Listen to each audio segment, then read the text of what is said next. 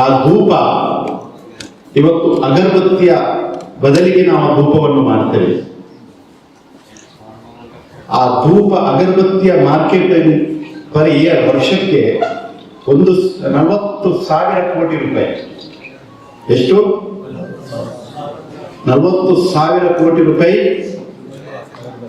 ಅಗರಬತ್ತಿಯ marketing. ಇದು ನಾನಲ್ಲ, ಗೊತ್ತಿದ್ದವರು, ಅಗರಬತ್ತಿಯ company ಇದ್ದವರು ಹೇಳ್ತಾ ಇದ್ದಾರೆ. ಅವರಿಗೆ ಸಾಕಾಗ್ತಾ ಇಲ್ಲ ಅಗರಬತ್ತಿ, ಅವರು ಚೈನಾದಿಂದ ಇಂಪೋರ್ಟ್ ಮಾಡ್ತಾ ಇದ್ದಾರೆ. ಪರ್ ಮಂತಿಗೆ 1,000 ಕಂಟೈನರ್ನಷ್ಟು ಅಗರಬತ್ತಿ ಚೈನಾದಿಂದ ಬರ್ತಾ ಇತ್ತಂತೆ. 1 ವರ್ಷದಿಂದ ಕೆಲವು ಹೇಗೆ ಗೊತ್ತಿಲ್ಲ ನನಗೆ, 1 ವರ್ಷದ ಹಿಂದಿನ ಮಾತು ಹೇಳ್ತೀನಿ ಅಲ್ವಾ. ಅದರ ಬದಲು ಅಗರಬತ್ತಿಯಲ್ಲಿ ಏನಿದೆ ಅಂತ ಕೇಳಿದರೆ ಎಲ್ಲ ಇರೋದು ಟಾಕ್ಸಿನ್ಸ್. ಬಿದಿರಿನ ಕಡ್ಡಿ ಯಾವತ್ತು ಉರಿಸಬಾರ್ದು, ಎಲ್ಲರಿಗೂ ಗೊತ್ತಿದೆ. ಬಿದಿರಿನ ಕಡ್ಡಿ ಯಾಕೆ ಉರಿಸಬಾರ್ದು ಅಂತ ಹೇಳಿದರೆ ಅದರಲ್ಲಿ ಕಾರ್ಬನ್ ಇದೆ. ಬಿದಿರು ಯಾವತ್ತು ಸೀದಾ ಹೋಗ್ತದೆ, ಸ್ಟ್ರೈಟ್ ಅಲ್ವಾ, ಬೆಂಡ್ ಆಗುದಿಲ್ಲ. ಯಾಕೆಂದ್ರೆ ಅದು ಆಕ್ಸಿಜನ್ ಅನ್ನು ಕೊಡ್ತದೆ, ಕಾರ್ಬನ್ ಅನ್ನು ಒಳಗಡೆ ಪಚನ ಮಾಡುತ್ತೆ. ಚಾರ್ಕಲ್ ಎಲ್ಲ ಅದರಲ್ಲಿ ಮಾಡ್ತಾರೆ, ಉತ್ತರ ನಾರ್ತ್ ಈಸ್ಟ್ ಅಲ್ಲೆಲ್ಲ ಹೋದ್ರೆ. ಯಾವಾಗಲೂ ಉಳಿಸ್ತೇವೆ ಆಗ ಅದು ನಮ್ಗೆ ಟಾಕ್ಸಿನ್ಸ್ ಕೊಡ್ತದೆ, ಕಾರ್ಬನ್ ಕೊಡ್ತದೆ. ನಮ್ಗೆ ಆಕ್ಸಿಜನ್ ಬೇಕಲ್ವಾ, ಅದೇಳಿ ಸಿಗ್ತದೆ. ಅಂಥದ್ದು ಷಡ್ಯಂತ್ರವನ್ನು ಮಾಡಿ ನಮ್ಮ ಪೂಜಾ ಪದ್ಧತಿಯನ್ನೇ ನಷ್ಟ ಮಾಡಿದ್ದಾರೆ. ಎಲ್ಲೆಲ್ಲಿ ಡಿಸ್ಟ್ರಾಯ್ ಮಾಡಿದ್ದಾರೆ ನೋಡಿ ಅಗರಬತ್ತಿಯನ್ನು. ಅಗರಬತ್ತಿ ಕಾನ್ಸೆಪ್ಟೇ ಇಲ್ಲ ನಮ್ಮ ಶಾಸ್ತ್ರದಲ್ಲಿ.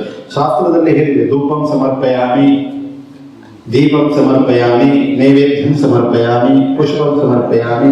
ಧೂಪ ಅಂತ ಏನಿದೆ, ಧೂಪ ಅಂದ್ರೆ ಬೇರೆ ಬೇರೆ ಬೇರೆ ಬೇರೆ ಬೇರೆ ಗಿಡಗಳಲ್ಲಿ ಗುಗ್ಗುಳು ಇತ್ಯಾದಿ, ಮತ್ತೆ ಕೆಲವು ಹುಡಿಗಳನ್ನು, ಈಗ ಜಟಾಮಾಸಿ, ನಾಗರಮಥ,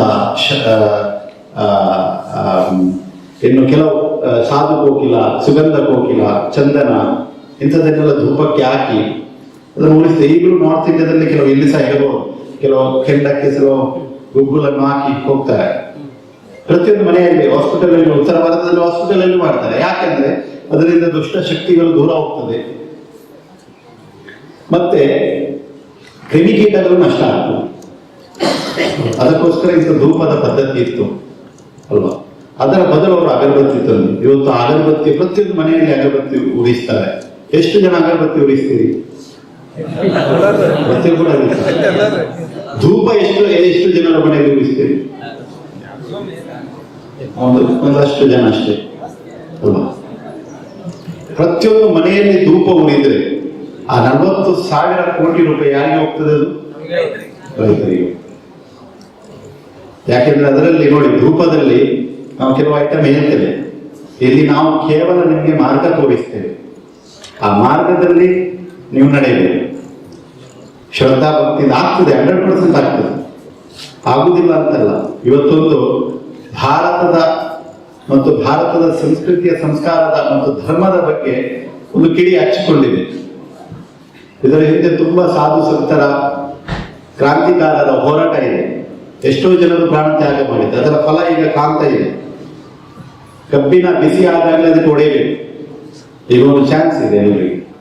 ಎಲ್ಲ ಕಡೆಯಿಂದ ಒಂದು ಕಿಡಿ ಹಚ್ಚಿಕೊಂಡಿದೆ ಅಲ್ವಾ. ಅದನ್ನು ಉಪಯೋಗ ಮಾಡಬೇಕು. ನಾವು ನಮ್ಮತನವನ್ನು ಉಳಿಸಬೇಕು. ನಮ್ಮ ಭಾಷೆ, ನಮ್ಮ ಸಂಸ್ಕೃತಿ, ನಮ್ಮ ಧರ್ಮ, ಇದನ್ನು ಉಳಿಸಬೇಕು. ಅದಕ್ಕೋಸ್ಕರ ಈ ಕಾರ್ಯಕ್ರಮ. ಇಲ್ಲಿ ಆ ಧೂಪವನ್ನು ಒಂದು ಆಂದೋಲನಕಾರಿಯಾಗಿ ಮಾಡಬೇಕು. ಪ್ರತಿಯೊಂದು ಮನೆಯಲ್ಲಿ ಧೂಪ ಹಚ್ಚಬೇಕು. ಅದರ ಸೈನ್ಸ್ ಅನ್ನು ಹೇಳ್ಬೇಕು. ಅಗರಬತ್ತಿಯಲ್ಲಿ ಎಷ್ಟು ಟಾಕ್ಸಿನ್ಸ್ ಇದೆ, ಅದರಿಂದ ಕ್ಯಾನ್ಸರ್ ಕಾರಕ, ಲಂಗ್ಸ್ಗೆ ಎಷ್ಟು ಎಫೆಕ್ಟ್, ಸೈಡ್ ಎಫೆಕ್ಟ್ ಇದೆ. ಧೂಪ ಬತ್ತಿಯಲ್ಲಿ ಏನಿದೆ ಇಂತ ಈಗ ನಮ್ಮ ಮೀಡಿಯಾದವರು ಬಂದಿದ್ದಾರೆ. ವಿಶ್ವ 7 ಅಂತ ಒಂದು ಮೀಡಿಯಾ ಚಾನೆಲ್ ಮಾಡಿದ್ದಾರೆ.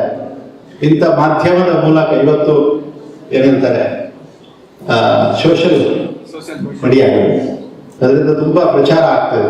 ಇಂಥ ಚಾನೆಲ್ಗಳು ಅದಕ್ಕೆ ಸಪೋರ್ಟ್ ಮಾಡ್ತಾರೆ. ಎಲ್ರಿಗೆ, ನಮ್ಗೆಲ್ಲರಿಗೆ 100% ಲಾಭ ಸಿಗ್ತದೆ. ಅದರಲ್ಲಿ 40,000 ಕೋಟಿ ಅಂದ್ರೆ ಸಾಮಾನ್ಯ ಯಾರು ಮಾಡ್ಲಿಕ್ಕೆ ಆಗುದಿಲ್ಲ ಅಷ್ಟು ಧೂಪವನ್ನು ಸಹ ಅಲ್ವಾ. ರೈತರ ಖಾಲಿ ಗೋಮಯ ಮತ್ತು ಅದಕ್ಕೆ ಹಾಕುವಂತ ಗಿಡಮೂಲಿಕೆಗಳನ್ನು ರೈತರು ಬೆಳೆಸಬಹುದು. ಆ ಧೂಪವನ್ನು ನೀವು ಉಳಿಸಿದ್ರೆ ಎಕ್ಸ್ಪೋರ್ಟ್ ಆಗ್ಬಹುದು. ಅಂದ್ರೆ ವಿದೇಶಿಗಳು ಯಾವುದು ಒಳ್ಳೆದಿದೆ ಅದನ್ನೇ ತಗೊಳ್ತಾರೆ.